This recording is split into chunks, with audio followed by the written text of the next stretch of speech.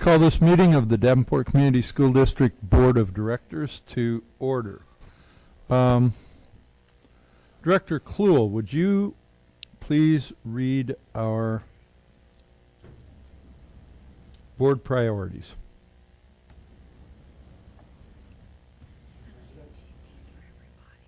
Huh?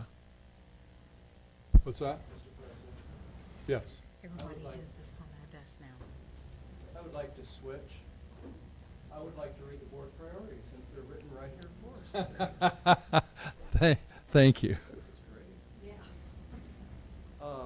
Yes, our board priorities.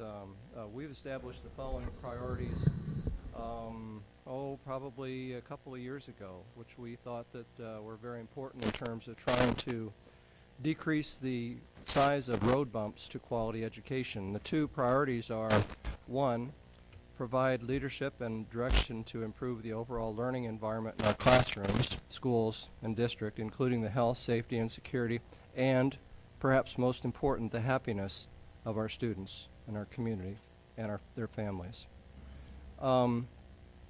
The second priority is to direct and support actions, programs, and activities which reduce the impacts of poverty on our students, their families, and our community. Thank you very much. Director Hayes, would you please read our mission and vision statements? Yes, I'll be happy to. Mission statement is to enhance each student's abilities by providing a quality education enriched by our diverse community, and the vision statement would be to education that challenges the conventional thinking, prepares all students to compete in a global society, and inspires our students, parents, staff, and community to answer the question, what if? Thank you very much. Are there any board reports? Seeing none, we'll move on to communications. Director Snyder, you want to read our upcoming events, please? Love to. On June 28th, Wednesday, actually says 6:30 to 7 p.m., but it's actually 6 to 7:30 p.m. Information session on running for school board, ASC Jim Hester Boardroom. July 4th, Tuesday, we're closed for the holiday. On July 5th, we have a committee of the whole meeting, which has been canceled. On July 10th, 6 o'clock p.m., regular meeting, ASC Jim Hester Boardroom. And there's only one regular board meeting in the month of July. August 4th, Friday, summer hours end, and the last Friday of being closed. On August 7th at 5:30 p.m., we have a committee of the whole meeting here in the ASC Jim Hester Boardroom. On August 14th at 6 p.m., a regular meeting here at the ASC Jim Hester Boardroom. On August 22nd at 5:30 p.m., we have an LSEAC meeting here in the ASC Jim Hester Boardroom. August 24th is a Thursday, and that is the first day of school. August 28th at 6 p.m., we have a regular meeting here in the ASC Jim Hester Boardroom. Thank you very much. Next is open forum. We do have one open forum request. Open forum is a time for members of the community to give input at a board meeting regarding school district issues or concerns. Individuals who want to speak should fill out an open forum request and give it to the board secretary prior to open forum. The board will not act on any issue presented during open forum if it was not published as an agenda item. The Iowa Open Meetings Law prohibits action on any issue that is not on the agenda. The president will set the amount of time allowed for individuals to speak during open forum. The board asks that no charges or complaints be made against individual employees of the district or community during open forum. Remarks that reflect negatively on the character or motives of any person will be called out of order. We have one board request tonight from Peter Raudebusch. And since we only have one, Peter, I'm going to give you up to 3 minutes if you'd like, but why don't you come on up, give us your name and address at the microphone, and go ahead and start. Thank you. My name is Peter Raudebusch. I live at 2250 East 48th Street in Davenport. And did you need my phone number too? Nope. All right. I know that these are difficult times for public schools in Iowa, and it's very difficult times for the Davenport School District administration and the school board. And if I should get involved even more in the future, I'm going to do everything I can to promote this district and everyone that's in it. I just know that in the atmosphere in which we find ourselves, I want to thank you, all of you in the administration, including Superintendent Tate, the Davenport School District Board, teachers, staff, for all the sacrifices they have made and will continue to make in order to provide a great environment for the students that they all serve. It is so nice to see the cooperation that we get from all parties for the benefit of our students, because we should never lose sight of the fact that it's all for the students that are served.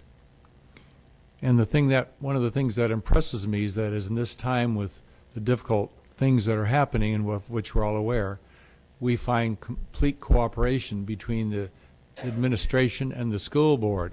That has not always been the case, even in this school district years ago, and other school districts where I've taught and where I've just been a voter, a taxpayer.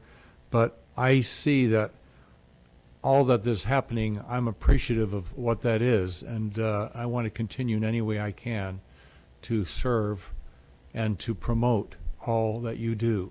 And so I'm not up here to ask for anything, I'm just up here thanking you on behalf of the students and the voters and all the others that you serve. I know many teachers in the district, as I was one myself, and many who have retired, and it's not an easy time these days, but you have their full support, and I want to thank you on their behalf as well. That's all I had to say. Thank you very much. Thanks a lot, Peter. And it's always nice to hear some encouraging words, and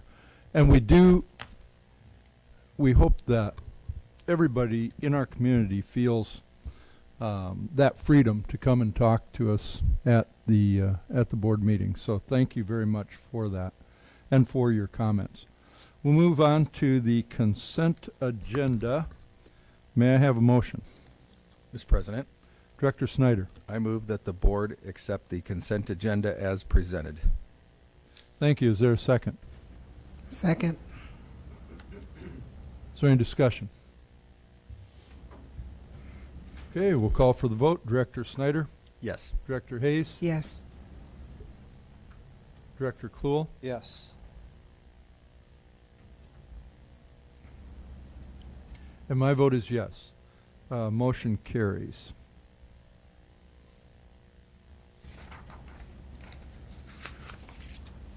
May I have a motion regarding approval of bills? Mr. President, Director Kluhl. I move that the board approve the following resolution regarding the adoption of bills. The resolution is as follows. Resolved that all claims presented to the board, having been duly certified as correct by the secretary, reviewed by the administration and board members, and they are hereby audited and allowed as just claims and warrants drawn in the treasury for the several amounts. Further resolved, the payment of claims and salaries be approved as presented for the periods of June 8th, 2017 through June 21st, 2017. Thank you. Is there a second? Second. Is there any discussion? Okay, call for the vote. Director Kluhl, Yes. Director Snyder, Yes. Director Hayes, Yes. and my vote is yes. Motion carries. Thank you. We'll move to the superintendent report. Thank you, Mr. President. I just wanted to point out that although school is out, we do have summer programs throughout the district. We have English as a second language for K through 5 students. We have Stepping Stones that is convened June through August. We have summer literacy programs for elementary school teachers. We have our special education extended year, school year, and for the first time we have intermediate summer schools. We are able to do that because of the grant we got from John Deere last year. So it's the first time in a long time we've actually had intermediate students come to summer school. And also our summer food service program at 22 different locations. So just wanted to point that out, that we are still operating even though it is summer. Thank you for that. We'll move on to other items requiring action. May I have a motion for the resolution to conduct a public hearing? Mr. President, Director Cluel. I move that the board approve the following resolution. Whereas Davenport Community School District is the owner of certain real estate located at 318 East 7th Street, Davenport, Iowa 52801, more particularly described on Exhibit A attached hereto. Whereas Davenport School District has received an agreement for sale of commercial real estate of said property from Hospitality Investors Incorporated for a sum of $740,000, and whereas Davenport Community School District is agreeable to selling said real estate to Hospitality Investors Incorporated and is required to hold a public hearing on the proposed sale pursuant to Iowa Code Paragraph 297.22. Resolved that a public hearing shall be held on July 10th, 2017 at 6 p.m. for the purpose of considering the sale of the real estate owned by the school district at 318 East 7th Street, Davenport, Iowa. Further resolved that the secretary shall publish a form of notice of sale of real estate and notice of public hearing in the Quad City Times at least once and not less than 10 days, but not more than 20 days prior to the date of the public hearing. I think that last, It hasn't been adopted. that has it? hasn't been adopted. All right. Proposed for adoption June 26, 2017. Okay, great. Thank you. Is there a second? Is there any discussion? Okay, call for the vote. Director Cluel. Yes. Director Hayes. Yes. Director Snyder. Yes. My vote is yes. Motion carries. Thank you. May I have a motion regarding approval of policy? Mr. President, Director Snyder. I move that the board accept the policy committee's recommendation and approve the following policy: 405.01 meal charges. Thank you. Is there a second? Second.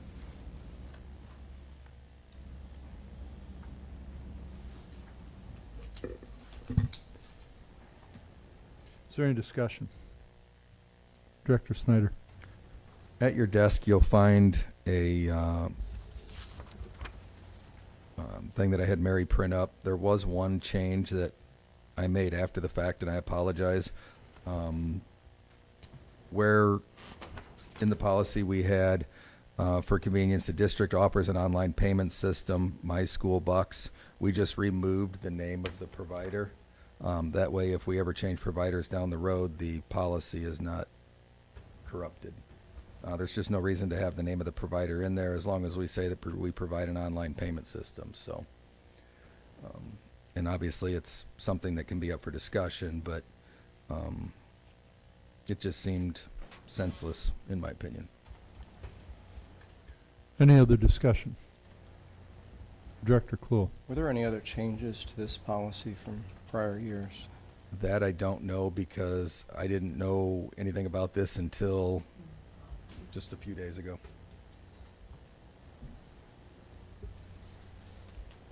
Well, it's just a hard policy to read because we're saying that if children don't have means in middle school and high school, that they're out. They get no meal. Elementary school kids get up to $10, I guess, worth of meals on credit. And I know we're our business, but it's just hard to think that we, as supportive as we are of our children, have to tell them no, but I understand that. Is there a comment? Yeah, I'm Kent Heinen, food service specialist, and Connie Doubles, food service specialist. We're just here in case you have any questions that we could answer. And I would like to make a comment about what you just said. The procedure, the policy that you're approving tonight is actually a procedure that we have been following for years. So it's just been requested by the federal government that it's actually put in policy so that all family members are aware. Okay.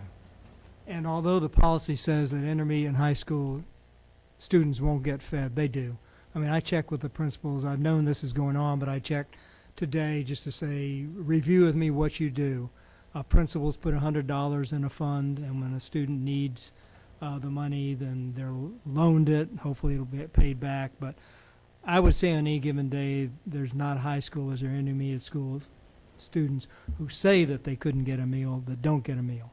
There's all kind of slush funds. Some PTOs have slush funds for it, but nobody, again, as long as they'll declare, I didn't have money today, I can't have a meal, somebody's going to get them a meal. Okay. What's the percentage of free versus reduced meals in the district? Do you know? offhand? The higher percentage is free. I don't have that information. I wasn't prepared for that, but I do know the total is 59, and I think the reduced is more of almost a single percentage. Less than 10. Yeah, less than 10, I believe. It's good to know that all of our free meal children will be getting meals. And I guess it's kind of good to know that this is not new. This is just a continuation of what we've been doing. And I've been here 10 years, and we've had that procedure on our website in various forms tweaked throughout the 10 years. Okay. So. Okay, thank you. Any other discussion? I've got a couple of questions.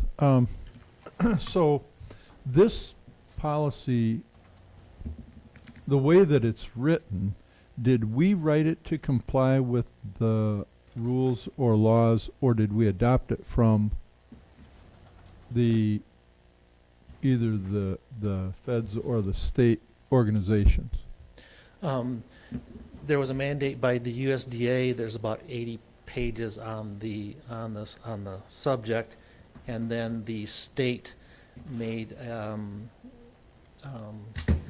template for us for every district of Iowa to follow, and then a checklist of what needs, about a 4-page checklist of about what needs to be in the subparagraphs of that template. So then did we write this policy based on all that, or did we accept the template? Our procedural, our written procedural, pretty much followed the template to begin with. The state just put recommendations in for reasons for the mandate and stuff like that. But it is up to each individual school district on how they are going to follow this policy. So Yeah. for Davenport schools, our recommendation is this. This was not given to us by the state of Iowa. Right. It was up to each district on how they handle the policy, but there was a base template that we were following. And that's one of the reasons why we were unable to provide the policy prior to this board meeting, because we were waiting for that state template to come to us. And also key points that the state had to come up with that had to be covered in the policy. The my concerns, they're similar to Director Kluhl's. As I read through this, and there has been some discussion of this on NPR and IPR, and there are districts out there that treat their students very, very poorly. Like the student brings their tray with a whole meal on it, and oops, their account is overdrawn. And I'm not talking about Davenport, Yeah. but then, and this was presented by a superintendent at a school in Illinois, and then the food service person dumps the tray of food into the trash and says, you don't have enough money. And then in another case, they had a stamp that they stamp on the children's arm saying, this student doesn't have enough money to pay for food.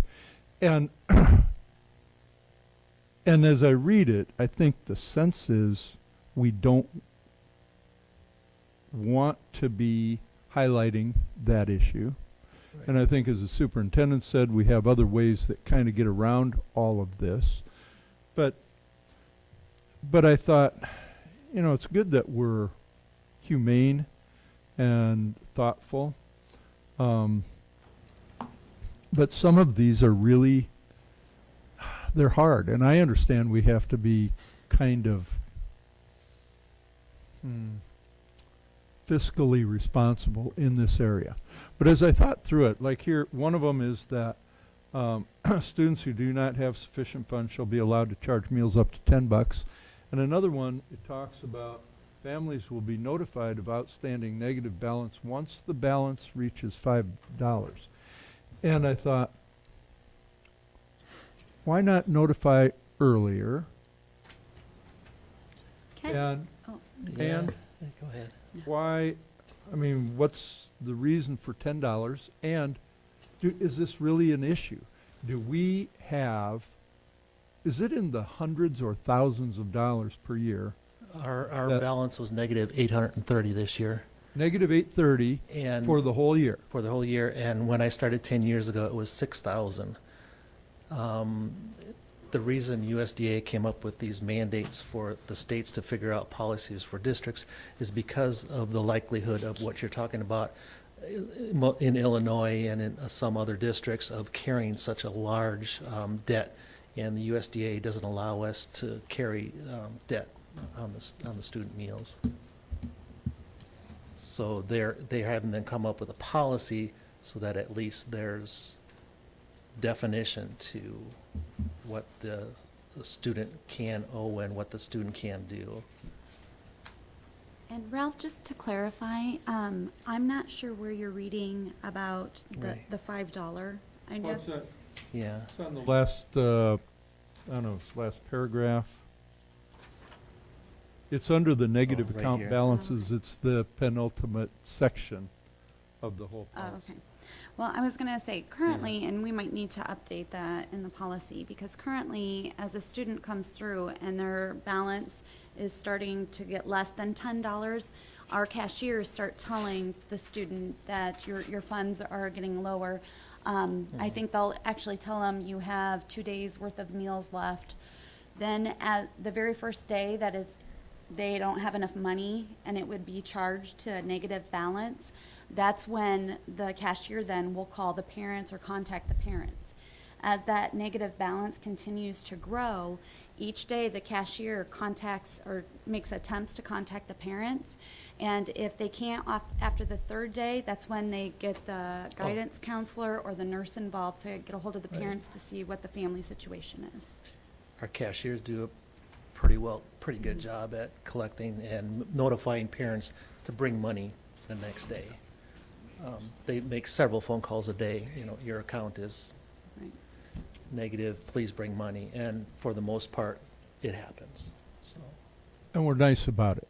Yeah, we train the cashiers, we have scripts for them to follow and actually speak out on the phone, and so that they do it in the correct manner. Yeah, I think that's really important. Yeah, yeah.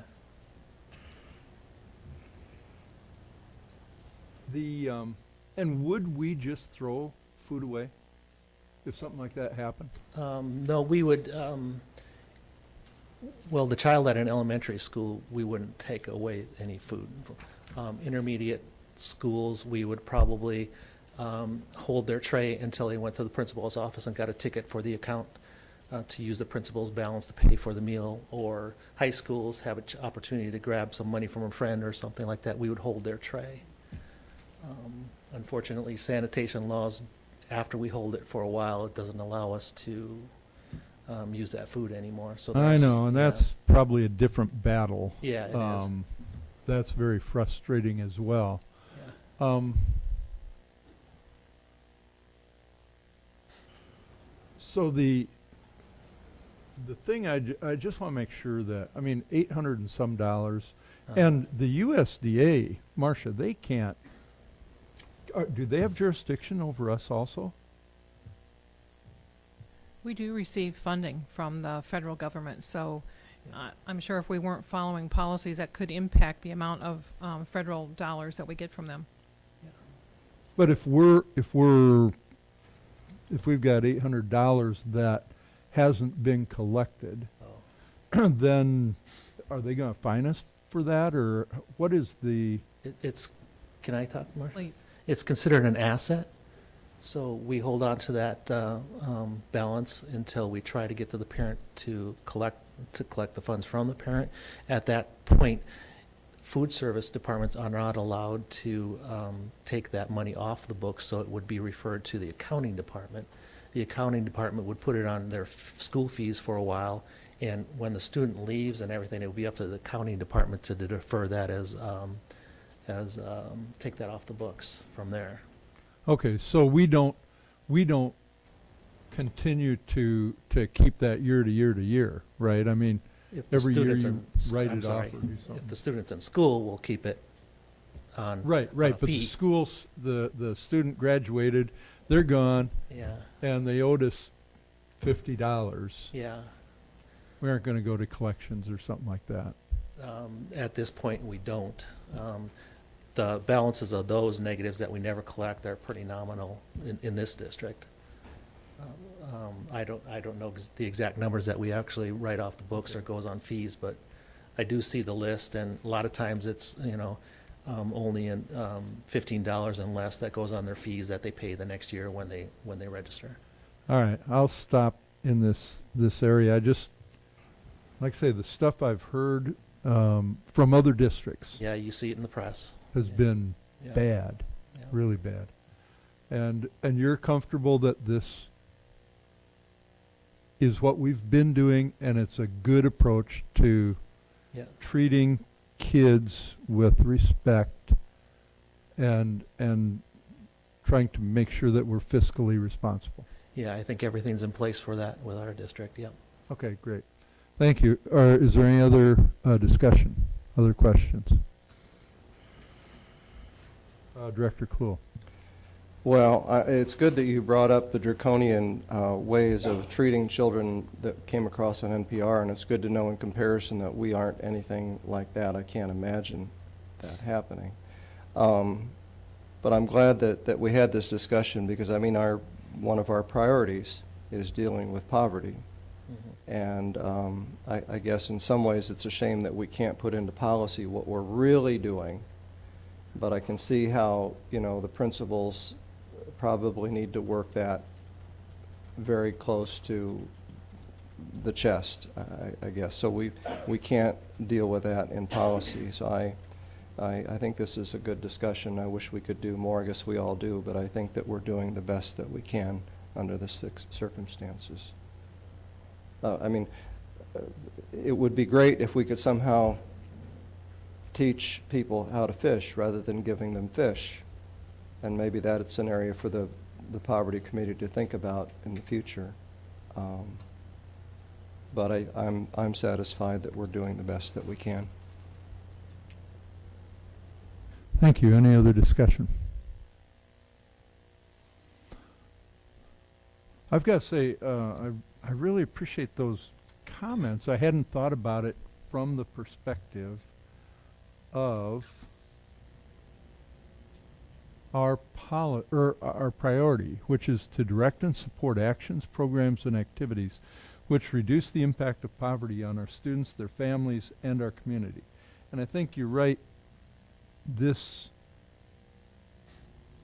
aids in supporting the priority, but I suspect that since it's been in the district for so long, it was done as a let's do things right and not through the lens of a priority. And I'm just wondering too if the Poverty Committee could think of it, because it feels like there's more we can do. I don't know what it is. But in this area, and if 59% of our students are getting free lunch already, and some of those, is that through that community program, or is that just based on? Summer program is No. community. No, the Oh, the CEP, community CEP, eligibility right. program. No, that's a separate separate program. Yeah. Okay, so the 59% that you Oh. say is based on what you believe are, Those that are eligible. Yeah. that are eligible for free lunches, Correct. right? Yes. Okay. Yeah. All right, any other discussion? Director Mayfield and GOSA, I didn't watch when you came in. Have you had enough, have you been had enough of this discussion that you want to be part of the vote?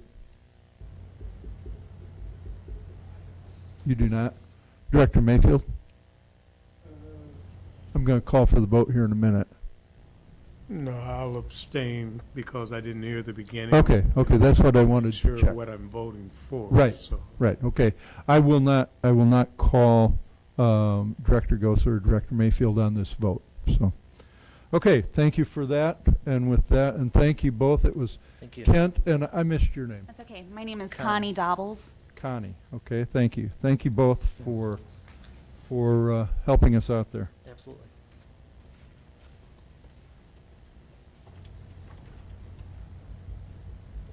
Okay, we'll call for the vote. Director Snyder, Yes. Director Hayes, Yes. Director Kluhl, Yes. and my vote is yes. Motion carries. Thank you.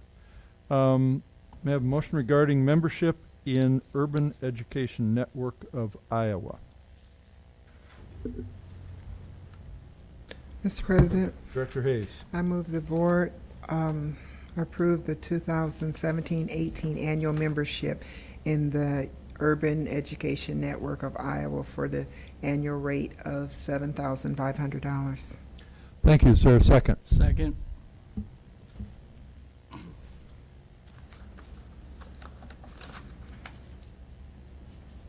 Is there any discussion? Director Snyder. This question, I guess, will be directed at whoever wants to take a stab at it. During the 2016-17 year, did we get $7,500 worth of benefits from the UEN? Good question. And I don't know how we quantify it or how we address it, but Superintendent Tate. As I reported in one of the other meetings, the job-alike meetings they hold are extremely valuable to the staff. They hold them in probably 5 or 6 different areas, and they might do one a quarter. So 3 or 4 times a year our people are meeting. I mean, the network I have with the superintendent is extremely valuable to me. How to quantify it monetarily, I don't know, but I mean, we're always comparing things that are happening in the district at the state level. So for $7,500, with all the meetings we go to for the staff, I would say yes, from our standpoint. Did you have more, Director Snyder? Nope. Okay. Any other discussion? Director Kluhl. Just in continued response to that, in addition to the JAG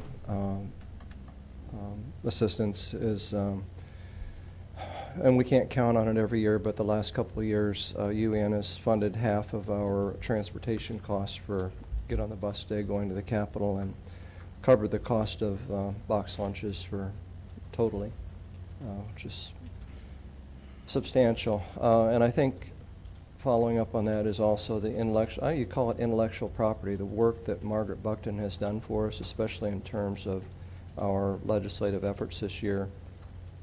I could see how it very easily adds up to $7,500.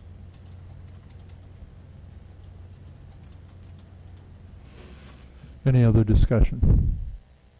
Director Snyder.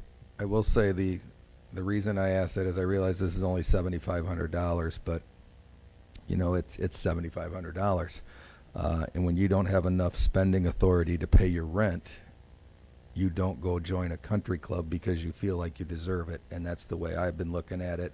But the superintendent's inputs are helpful because from the board level where I sit, I don't see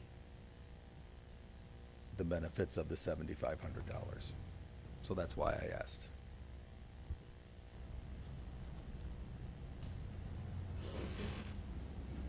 Additional discussion.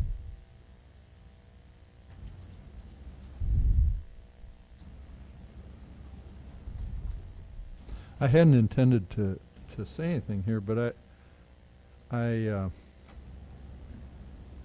do think that the UEN has helped us out a lot over the years. There are, I believe, a lot of reasons to participate, and yet I really appreciate the perspective that Director Snyder brings as a board member. And I don't think this is a country club, but I understand the perspective. I really appreciate your bringing that concept to the table. If there's no other discussion, we'll call for the vote. Director Hayes? Yes. Director Gosa? Yes. Director Snyder? Yes. Director Kluel? Yes. Director Mayfield? Yes. And my vote is yes. Motion carries. May I have a motion regarding membership in Rural School Advocates of Iowa? Mr. President, Director Hayes. I move the board approve membership to the Rural School Advocates of Iowa for the annual membership fee of $750. Thank you. Is there a second? Second. Is there any discussion?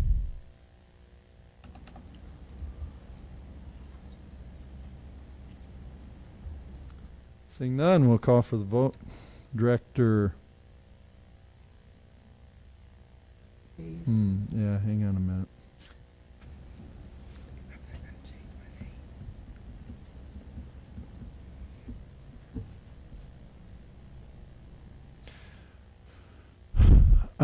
I want to make a comment about this because, and that's why I hesitated calling your name.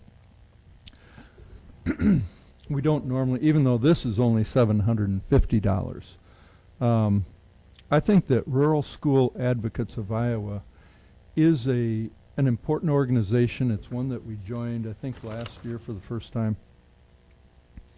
And they also have access to Margaret Buckton. They have advocated, and perhaps more strongly with us, for our equality and equity issues. And the rural schools in particular generally have larger issues with transportation than we do. And I just think they've done a really good job, as far as I can tell, with their leadership and their organization. And I'm pleased to be able to support their organization through our participation. So just want to say that before I call on Director Hayes for the vote. Yes. Director Gosa? Yes. Director Kluel? Yes. Director Snyder? Yes. Director Mayfield? Yes. And my vote is yes. Motion carries. Thank you. May I have a motion regarding membership in Iowa Association of School Boards? Mr. President, Director Kluel. recommend that the board approve the 2017-18 membership dues in the Iowa Association of School Boards at the annual rate of $11,744. Thank you. Is there a second? Second. Is there any discussion? Director Gosa? I just had a quick question. Is this the same price that it was last year? Has it went up or down? Do you know? It's changed just a little bit. I'm not sure why it went from why it's $744. I don't know why, but if it's changed, it's only been by $20. Okay. So they're not giving us a better deal to try to get us back? No. Okay. Any other discussion? Director Snyder? I will say this one is the hardest one for me to get on board just because their priorities have not aligned with ours in the past. And again, I guess I'll pose this question. If somebody feels we've gotten $11,744 worth of benefits from the IASB this past year, I would be extremely open to hearing what those were. Director Cluel. You know, when I was in New Jersey, as a wildlife biologist, there was a study done to try to determine what the benefit of hunting and fishing was at the installation that I worked at. It's something that's not really tangible. But some people did some good work on that in going out and assessing, finding out what benefits we were, actually this was a statewide New Jersey effort, the state was getting from people coming into the state, putting money secondarily into hotels and eating and entertainment in addition to hunting and fishing. So this is somewhat similar in that it's hard to peg the price of advocacy. It's really hard to determine. I know the Legislative Resolutions Committee this year with former Director Ken Crumwoody's efforts with the AEA board pushed the issue of funding equality to the top. It was a priority of the Iowa Association of School Boards. Their lobbying efforts, I don't know how much their lobbying efforts had to do with how we were able to push our agenda. I don't know because we weren't members. But there's certainly some value there. And this whole issue of joining together as boards across the state, we have so little impact as single boards. But when we come together and focus our needs, I think that we have a much bigger voice. But how to put a price, I could not tell you that we've gotten $11,744 worth because I just can't make that assessment. But I'll be voting yes on this. I know the board has had a lot of discussion on it, and I'm pretty sure I know where the board is going on this. But I think the value to us is quite high. I think that next year we're going to need even more people voicing this issue. And like President Johansson said with the rural schools, as part of the IASB, I think that they bring together a very strong voice at the Capitol on our behalf. So I'll be voting yes, but I certainly understand the board's position, and I cannot tell you in the same way I could with UEN that we've gotten our $11,744 worth. Any additional discussion?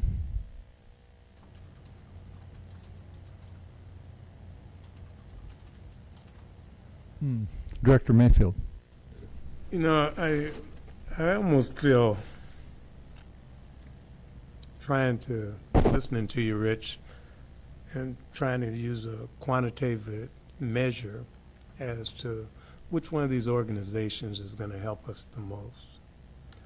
I almost feel like I'm trying to figure out which one of my children are going to help me out the most. They all are important. I think if we have people that are advocating for the same cause, but really what it comes down to is dollars and cents. Is it worth it to have the support, and are we receiving any information from these groups? Does it help us in our cause to actually have their support? Do we get their support without belonging to the group? I mean, I'm not hearing any of those type of answers nor questions. And that's what I would judge it on. If we're not involved in it, what does that do for us? Now, besides the fact that funding is always a problem, but more important than just the funding is our being a part of that group, sending a message that we're united, that we're working for the same cause. Are they going to work for us regardless of whether we're supporting group or not, whether we join them? All these groups definitely are for the same cause as we are, I like to think.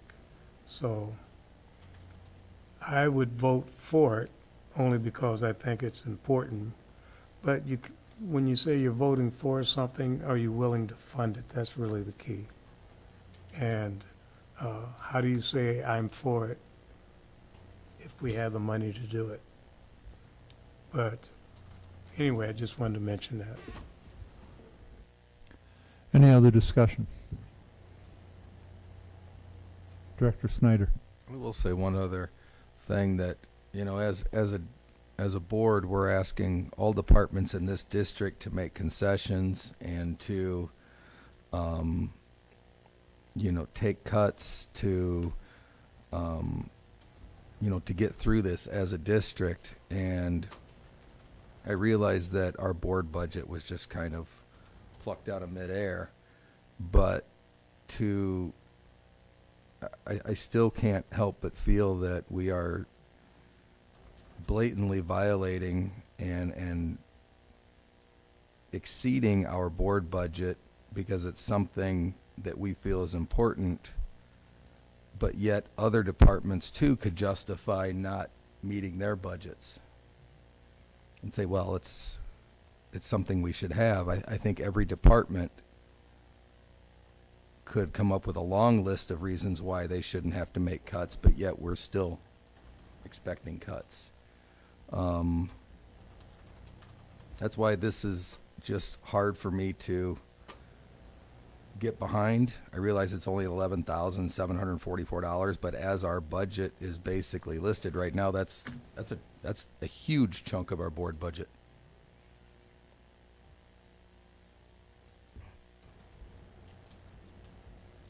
Is that it? Any other discussion? Oh, Director Hayes. I pretty much agree with Director Snyder. With this, you can't very well set an example and expect it to not be followed by everyone involved. We have been over budget for quite some time, and with that amount of money if we could afford it, it would be wonderful. I'd be all in favor for it, but not being able to afford it, I think the largest chunk of it should be cut out. Director Mayfield. When we're talking about the budget, I guess I'm sort of lost there as to where did it start?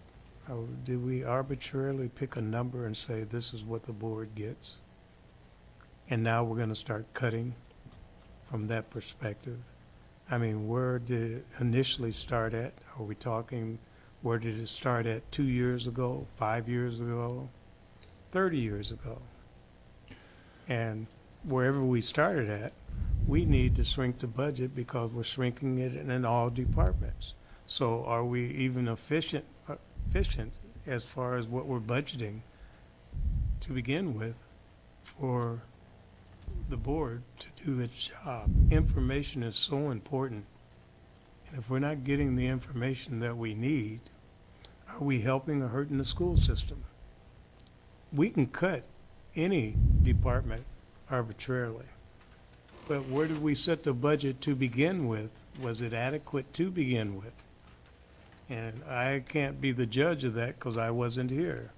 I wasn't here 5 years ago. Wasn't here 15 years ago. But chances are, if you look at our budget now and you go back 35 years ago, we may be giving the school board less today than we were 30 or 40 years ago. With inflation, that doesn't make sense. I don't care what business you're in. Things cost more today than they cost 30 or 40 years ago. So if we're really going to analyze it, this cutting, are we comparing at all what the school board was getting 30 or 40 years ago for its budget? Now, I'm not even sure that it was classified as such, but as to where we've placed it now, and is that an arbitrary number? And if it is not, what is it based on? Is it based on needs? Or is it based on, we're going to put this number here and that's what it's been, so we're just going to cut it because we're cutting every other department as well? And if that's the way we operate, what other departments have we done the same thing with? Is that it for now? Yes. Okay. It is. I'm not sure that we're ready to answer all of the questions that you posed there. The reason that these three motions came up is that the dues for these, the way I understand it, is that they're due soon, correct? And actually, the board is going to be voting on the board budget in one of the upcoming meetings. The history of the budget is it's challenging, but we'll try to put something together so that it's maybe a little bit more understandable. Every couple of years we've tried to do this, and it's just been really challenging. So we'll try to include some of those answers as we prepare to have that motion for the budget itself. And I apologize for the way that this is happening, because this is a board issue. It would normally be, I mean, it'd be nice to have the whole budget and say what's going on here, as you've pointed out, Director Mayfield. But we don't have that right now. And if we decide after we go through the budget that we want to do something different, like whatever, we make decisions here and we say, well, we've got all sorts of cash, we want to do it, or whatever, we can amend some of those. But I don't think I'm prepared, and I don't know, Marcia, if you're prepared to answer those questions tonight. Superintendent Tate. The last time you discussed this, you had three budgets that I'd given you. One is just the standard go as real easy one, a middle, and a very high end, and each one of those address these organizations. So I don't know if you recollect that, but I did give you the budgets, and the idea was that going back to Director Mayfield's comments, the budget just developed that whatever you needed, you spent. And there was a lot of stuff in there that to me wasn't board operations.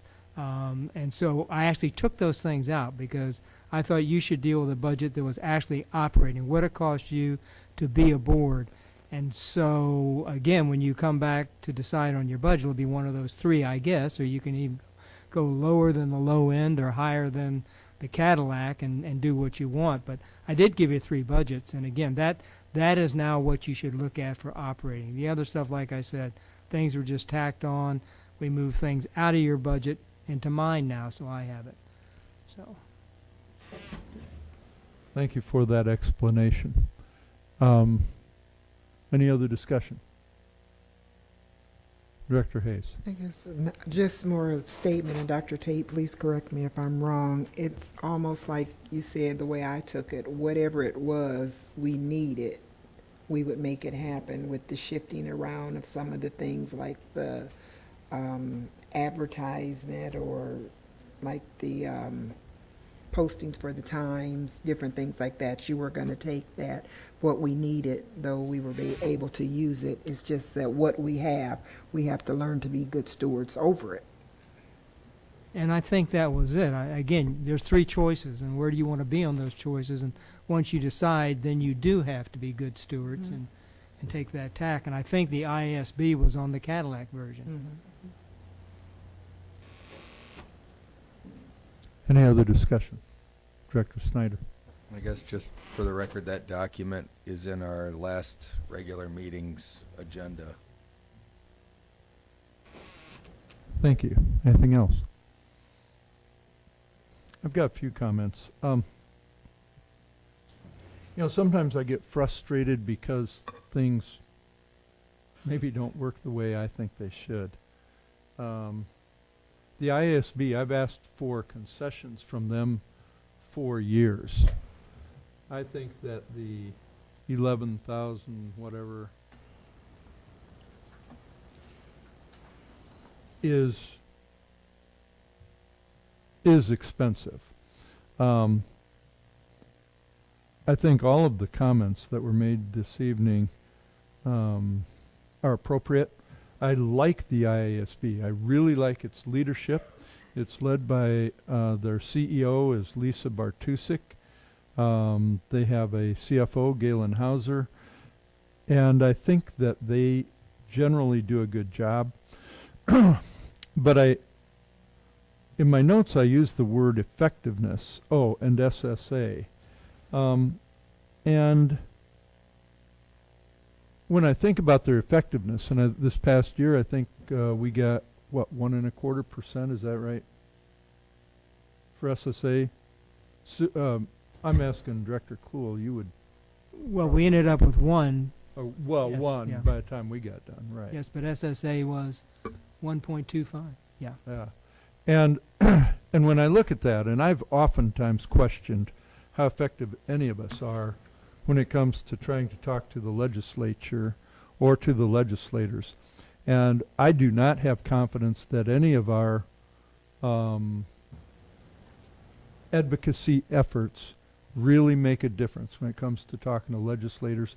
And I think this past year really highlighted that for me, that they said, well, the REC, we aren't going to help you guys at all. And I believe that this next year, they're already poising to do the same thing. And I think you could have IASB, UEN, RSAI, and every district in the state saying, we need equality. And I think that we wouldn't get it. The other reason, the reason I mention SSA is that SSA is the one thing that the IASB has always held up as this is the most important. And it's more important than equality or equity because it applies to all school districts. And for me, that's, it's very, very difficult to swallow that because equality does seem to be important. And I think that equality and equity are more important than making sure that every district gets the exact same percentage of dollars in an increase, and especially such a small increase. So I just want to make those comments. I think they're a good organization, but they represent so many other districts, and I think that they do not believe in the values of equality and equity as being more important than the guy get a handout from the legislature. So, any other discussion before we call for the vote? Director Kluhl. Yeah, I just have to say, in regards to your comments, that the efforts that we put forward this year have not taken us forward. I disagree with that. I think that the revenue estimating conference numbers certainly had an impact. We were moving forward through the Senate. We got almost unanimous approval in the Senate to move forward, and then the REC numbers came through and stopped everything. You know, it would be pretty disappointing for me as I end up my career here on the school board to think that the efforts that we put forward in the last 7 years have been meaningless. I think that they have had an effect. I think that rural schools, in working with us, has had a tremendous effect in terms of making the audience bigger for this issue of equality and transportation equity. I think the IASB has certainly come on board. Their General Assembly has agreed that equality is an issue now that they have put right up there with SSA. SSA has always been an important issue for the Iowa Association of School Boards, as it is for the majority of our districts across the state. And after all, you can't fault IASB for representing their districts. Have they failed in terms of leadership and not making equality more important? Perhaps. But I've seen quite a change in their position on equality over the last 4 years. So I just want to clarify, and for the folks in the audience, I want you to know that I believe that the efforts that we have made to date have been meaningful. Now, we're not at the top of the mountain, we're still looking. But I think we're closer, and I think we're going to get there. I truly do. and I want people like Mr. Rodebush to continue that fight. I don't want us to walk away from this fight. We've come so far, and we can't afford to let ourselves slip backwards now. So I just wanted to make that comment on your thought about the importance of advocacy and what it has or has not done. Thank you. Any other discussion? I have to make a couple comments, and then I'm going to propose an amendment.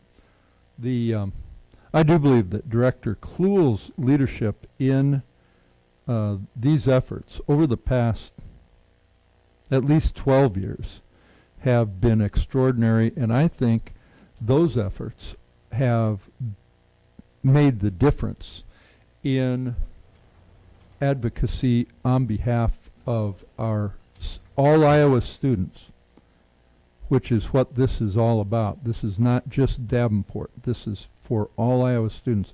And on behalf of equality and equity, and I certainly, and I apologize if any of my earlier comments were even suggesting that that we have not been effective in moving the needle on that. My comments, and I should have been more careful probably, but I think that they were directed specifically at the IASB. I think that they have been extraordinarily ineffective. I think that, and part of it goes to their goals. And even though the LRC, we got it in as a priority, and I think that this year the IASB did work on this, and I think they had a PowerPoint, and I think that they met with legislators and all of that. And I believe that they helped, but I believe that it was not a higher priority than SSA. So as I thought about that, I'd like to make a motion to amend the motion. And I would amend the motion to read, it is recommended that the board approve 1/2 of the 2017-18 membership dues in the Iowa Association of School Boards at a rate of $5,872. Is there a second?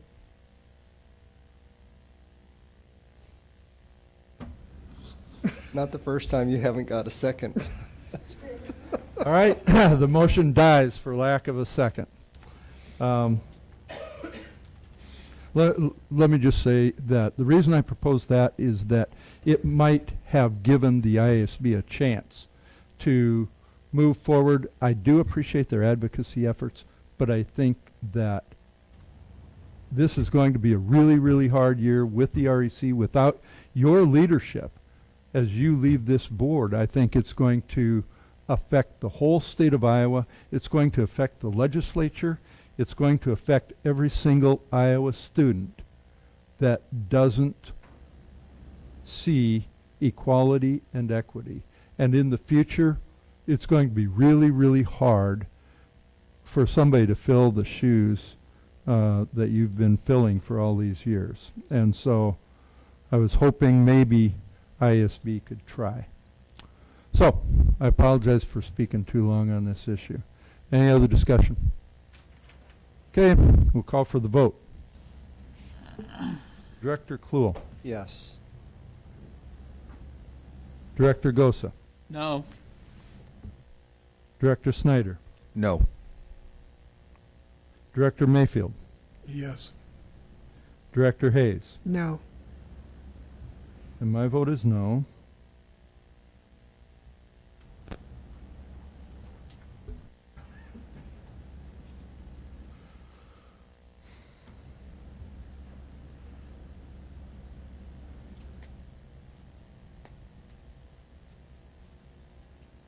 Motion fails. Thank you.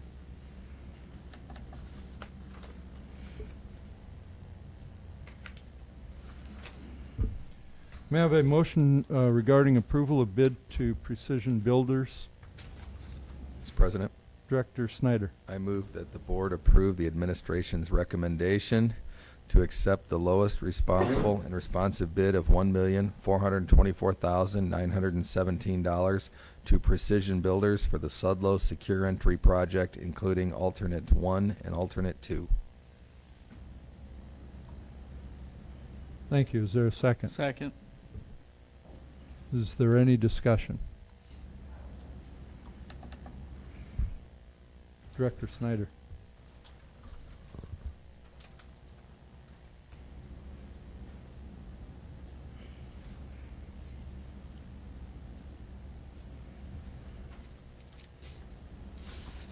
I'm just curious if we have a projected time that this project will take to complete. My name's Joe Reagan. I'm the Pebble project manager. Mm-hmm. The time of completion is February 1st, 2018. Okay. With the front, and the only reason I bring this up is I hear from some parents regularly how chaotic it is over around Washington and Sudlow, you know, being so close together. And I'm curious what this construction's going to do to that traffic flow. It really shouldn't affect the traffic flow. The parking lot should be done in the middle part of July. Okay. All right. Thank you. Sure. Any other discussion? Seeing none, we'll call for the vote. Director Snyder. Yes. Director Gosa. Yes. Director Kluel. Yes. Director Mayfield. Yes. Director Hayes. Yes. My vote is yes. Motion carries. Thank you. May I have a motion regarding award of bid to Tri-City? Mr. President, Director Kluel. I move that the board approve the lowest responsible and responsive bid to Tri-City in the amount of $367,140 for the west recabling project. Thank you. Is there a second? Second. Is there any discussion?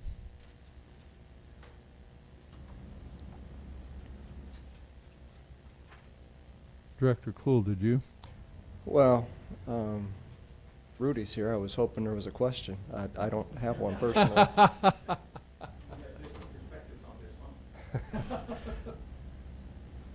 What's it all about, Rudy? It's bringing us up to the 21st century as far as network speeds is concerned. It's putting in new paging system that is ready for incorporating the emergency system as well. And we're putting VoIP phones in. So we're replacing 3 systems. We're expanding the wireless network so that the one-to-one project will go a lot easier. What does that mean when, I don't understand, what is it, VoIP, voice over internet protocol versus standard telephone? Is that a comparison that's legitimate? Correct. It'll save us annual cost on standard phone costs as well by moving to VoIP. Still moving things over copper wires? Yep.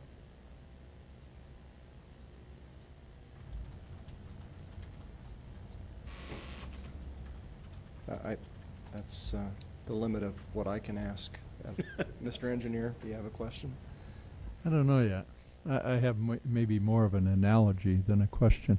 Is there any other discussion?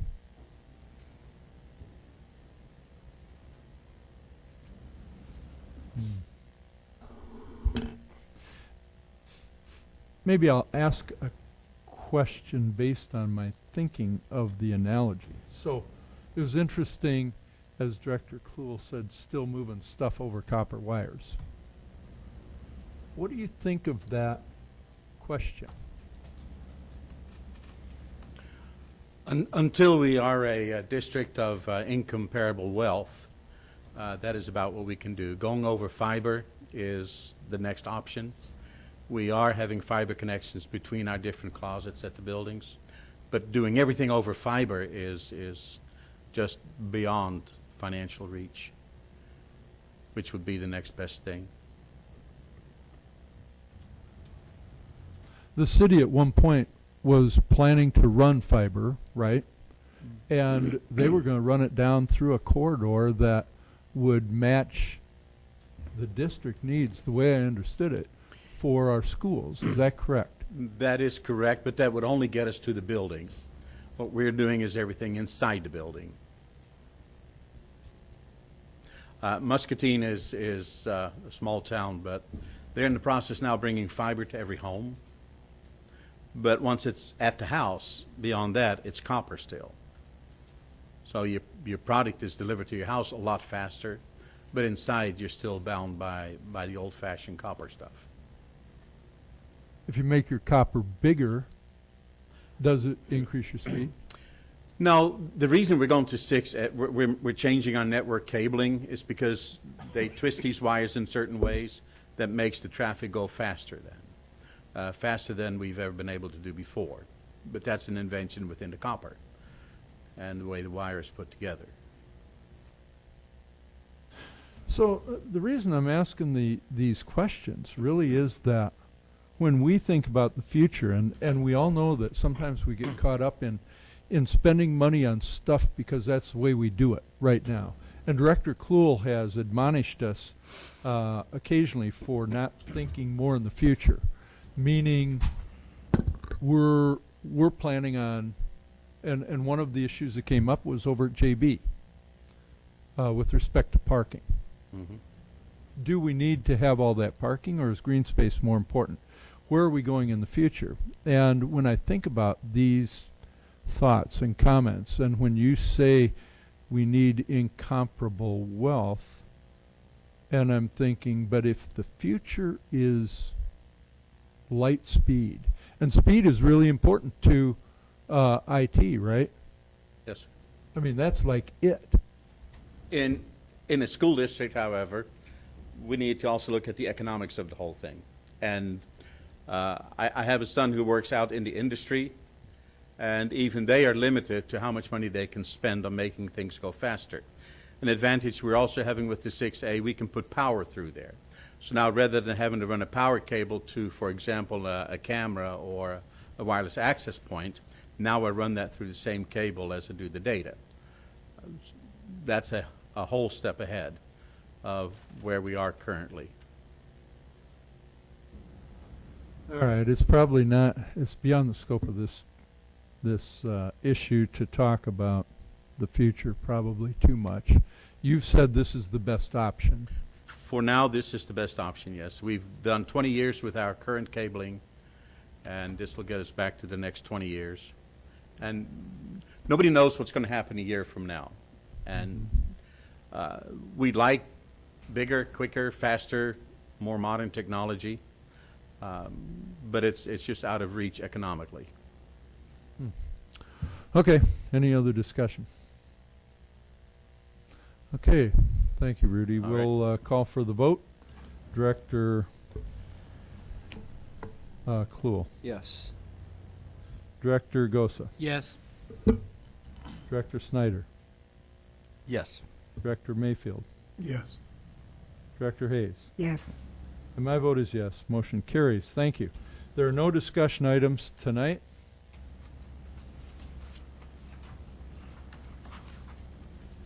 Are there any administrative reports? None. I do have at least 2 board requests.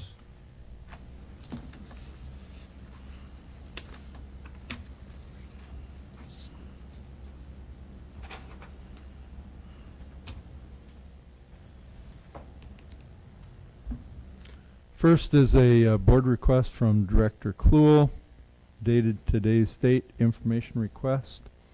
Request status of energy efficiency study and solar array proposals.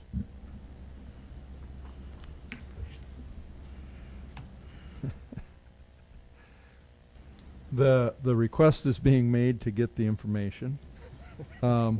Is there a second?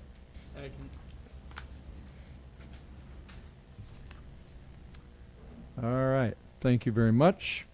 And we also have an information request from Director Kluhl, today's date. Requests the Poverty Committee consider reviewing policy 405.01 with the intention of assuring that the policy is compliant with our board priority on poverty. And the reason is to assure compliance with the board priorities. Is there a second? Second. Okay. Thank all of you for that.